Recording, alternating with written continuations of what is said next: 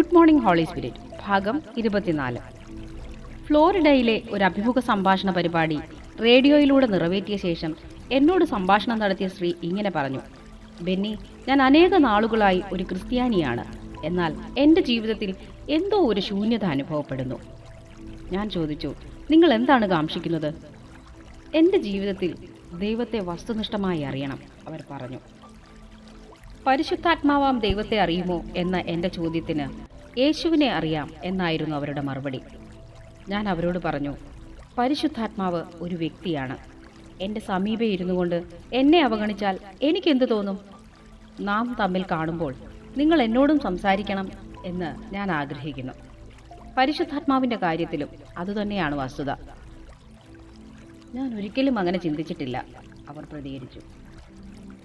രാത്രിയിൽ നിങ്ങൾ തനിയെ ആയിരിക്കുമ്പോൾ അവനോട് സംസാരിക്കുക അത്രയ്ക്ക് ലളിതമാണ്. അവൾ അന്വേഷിക്കുന്ന പരമാർത്ഥം അവൾ കണ്ടെത്തുമെന്ന് എനിക്ക് ഉറപ്പുണ്ടായിരുന്നു. യേശുവിനെക്കുറിച്ച് എന്തു പറയുന്നു? അവരുടെ അടുത്ത ചോദ്യം. ഞാൻ പറഞ്ഞു, അവിടെ ഇരുന്നു കൊണ്ട് അവനെ കാത്തിരിക്കുക. യേശുവിനെ മഹത്വപ്പെടുത്തുന്നത് പരിശുദ്ധാത്മാവാണ്. നിങ്ങൾ യേശുവിനെ വിസ്മരിക്കുകയല്ല. എന്തായാലും ക്രിസ്തുവാണല്ലോ പരിശുദ്ധാത്മാവിനെ നിങ്ങൾക്ക് തന്നത്. യേശു പറഞ്ഞതു തന്നെ ചെയ്യുക.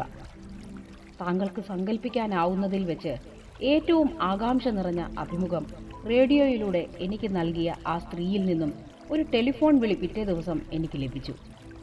അവളുടെ സംസാരം അതിവേഗത്തിലായിരുന്നതിനാൽ ശാന്തമായി സംസാരിക്കുവാൻ അവളോട് എനിക്ക് ആവശ്യപ്പെടേണ്ടി വന്നു. ബെന്നി, ഇന്നലെ രാത്രി എനിക്ക് എന്ത് സംഭവിച്ചുവെന്ന് താങ്കൾക്കറിയണമോ? പരിശുദ്ധാത്മാവിനോട് സംസാരിച്ചു. അവളുടെ സംസാരം കേട്ടപ്പോൾ എൻ്റെ ശരീരം മുഴുവൻ കോൾമയിൽ കൊണ്ടു.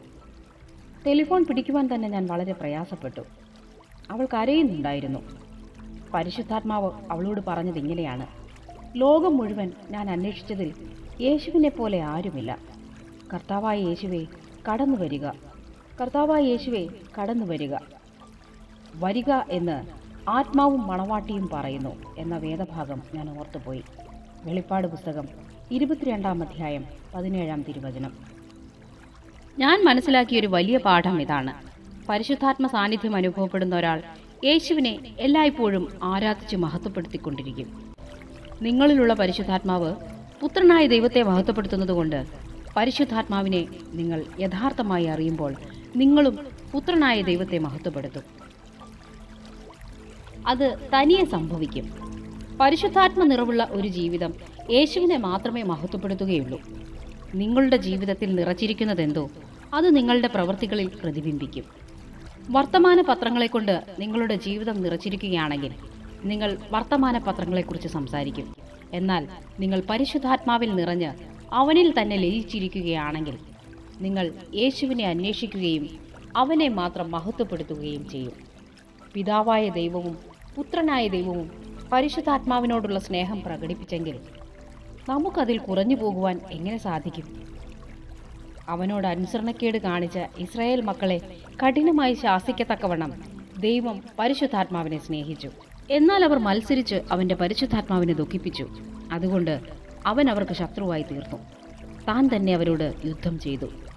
ഒരു പ്രായശ്ചിത്തമോ മോശയുടെ പ്രാർത്ഥന പോലുമോ പരിശുദ്ധാത്മാവിന് നേരെയുള്ള പാപത്തിന് ക്ഷമ ലഭിക്കുവാൻ പര്യാപ്തമായി തീരുകയില്ല.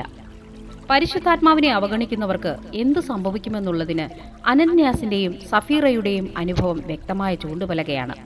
വസ്തുവകകൾ വിറ്റ ഈ ദമ്പതികൾ ദൈവത്തിന് കൊടുക്കേണ്ടതിൽ നിന്നും ഒരു പങ്ക് മാറ്റിവെച്ചു. അനന്യാസെ, പരിശുദ്ധാത്മാവിനോട് വ്യാജം കാണിപ്പാനും സാത്താൻ നിന്റെ ഹൃദയം കൈവശമാക്കിയതെന്ത് എന്ന് പത്രോസ് ചോദിച്ചപ്പോൾ തന്നെ അനന്യാസ് മരിച്ചു വീണു. അപ്പോസ്തല പ്രവൃത്തികൾ 5-ാം അധ്യായം 3-ാം വാക്യം. ഏതാനും മണിക്കൂറുകൾ കഴിഞ്ഞ് അനന്യാസിന്റെ ഭാര്യ കടന്നു വന്നു. പത്രോസ് അവളോട്, കർത്താവിന്റെ ആത്മാവിനെ പരീക്ഷിപ്പാൻ നിങ്ങൾ തമ്മിൽ ഒത്തതെന്ത്? ഇതാ, നിന്റെ ഭർത്താവിനെ കുഴിച്ചിട്ടവരുടെ കാൽ വാതുക്കലുണ്ട്. അവർ നിന്നെയും പുറത്തു കൊണ്ടുപോകും എന്ന് പറഞ്ഞു. ഉടനെ അവൾ അവന്റെ കാൽക്കൽ വീണ് പ്രാണനെ വിട്ടു. അപ്പോസ്തല പ്രവൃത്തികൾ 5-ാം അധ്യായം 7 മുതൽ 10 വരെയുള്ള വാക്യങ്ങൾ. ആത്മാവിനെതിരെയുള്ള പാപം അപകടകരമാണ്. പരിശുദ്ധാത്മാവിന്റെ പ്രവൃത്തികൾ നിങ്ങൾക്ക് മനസ്സിലാകുന്നില്ലെങ്കിൽ അതിനെക്കുറിച്ച് സംസാരിക്കാതെ ശാന്തമായി ഇരിക്കുന്നതാണ് ഭംഗി.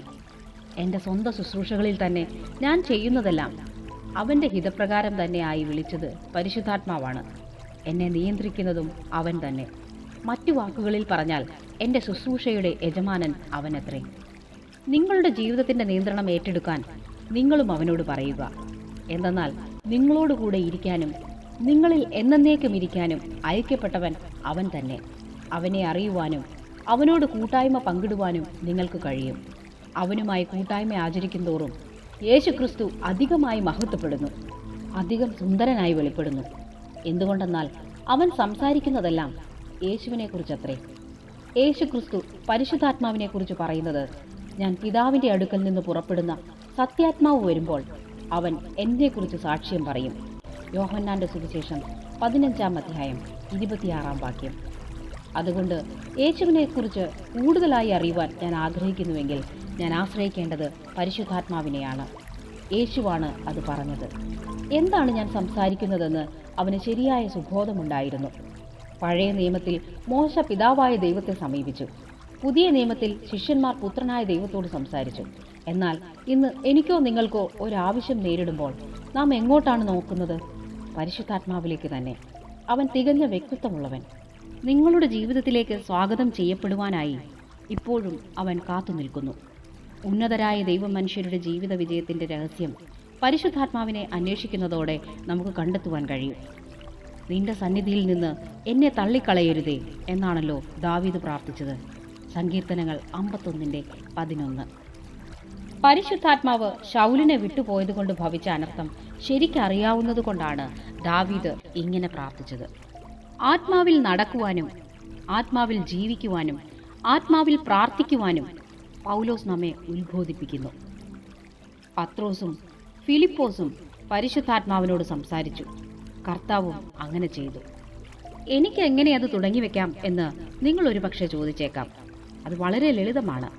പരിശുദ്ധാത്മാവേ, ഇപ്പോൾ പ്രാർത്ഥിക്കാൻ എന്നെ സഹായിക്കണമേ എന്ന പ്രാർത്ഥനയോടെ നിങ്ങൾക്കും ഇത് ആരംഭിക്കാം. നിങ്ങൾ ചെയ്യുവാൻ പരിശുദ്ധാത്മാവ് ആഗ്രഹിക്കുന്നതും അതുതന്നെയാണ്. ആത്മാവ് തന്നെ ഉച്ചരിച്ചുകൂടാത്ത ഞരക്കങ്ങളാൽ നമുക്ക് വേണ്ടി പക്ഷപാതം ചെയ്യുന്നു. അങ്ങനെ നിങ്ങൾ പ്രാർത്ഥിക്കുവാൻ ആരംഭിക്കുമ്പോൾ ഭാരങ്ങൾ നിങ്ങളുടെ ജീവിതത്തിൽ നിന്നും മാറ്റപ്പെടുന്ന ഒരനുഭൂതി നിങ്ങൾക്ക് അനുഭവപ്പെടും. ദൈവത്തിൻ്റെ സിംഹാസനത്തിലേക്ക് നിങ്ങളെ നയിക്കുന്ന ഒരു പ്രാർത്ഥനാ പങ്കാളിയെ അങ്ങനെ നിങ്ങൾക്ക് ലഭിക്കുന്നു. പരിശുദ്ധാത്മാവ് ഒരു സുന്ദരമായ വ്യക്തിത്വമുള്ളവനാണ്. നിങ്ങളുടെ ഉറ്റ സഖിയാകുവാൻ അവൻ ആഗ്രഹിക്കുന്നു. യേശുവിങ്കിലേക്ക് കൂടുതലായി നിങ്ങളെ അടുപ്പിക്കുവാൻ അവൻ കാത്തു നിൽക്കുന്നു. ഞാൻ പോകാഞ്ഞാൽ കാര്യസ്ഥൻ നിങ്ങളുടെ അടുക്കൽ വരികയില്ല. ഞാൻ പോയാൽ അവനെ നിങ്ങളുടെ അടുക്കൽ അയക്കും. യോഹന്നാൻ്റെ സുവിശേഷം 16-ാം അധ്യായം 7-ാം വാക്യം. സത്യത്തിൻ്റെ ആത്മാവ് വരുമ്പോഴോ അവൻ നിങ്ങളെ സകല സത്യത്തിലും വഴി നടത്തും. അവൻ എനിക്കുള്ളതിൽ നിന്നെടുത്ത് നിങ്ങൾക്ക് അറിയിച്ചു തരുന്നത് കൊണ്ട് എന്നെ മഹത്വപ്പെടുത്തും. യോഹന്നാൻ്റെ സുവിശേഷം 16-ാം അധ്യായം 13 മുതൽ 14 വരെയുള്ള വാക്യങ്ങൾ. കർത്താവിൻ്റെ മൊഴികൾ ഇങ്ങനെയാണല്ലോ. ഉൽപ്രാണം സംഭവിക്കുമ്പോൾ നിങ്ങൾ ഒരുക്കമുള്ളവരായി കാണത്തക്കവണ്ണം കർത്താവിൻ്റെ വരവിനായി അവൻ നിങ്ങളെ ഒരുക്കും. പരിശുദ്ധാത്മാവ് കാത്തു നിൽക്കുന്നു. വ്യക്തിപരമായ ഒരു ബന്ധം ആരംഭിക്കുവാൻ അവൻ നിങ്ങളെക്കുറിച്ച് ആഗ്രഹിക്കുന്നു.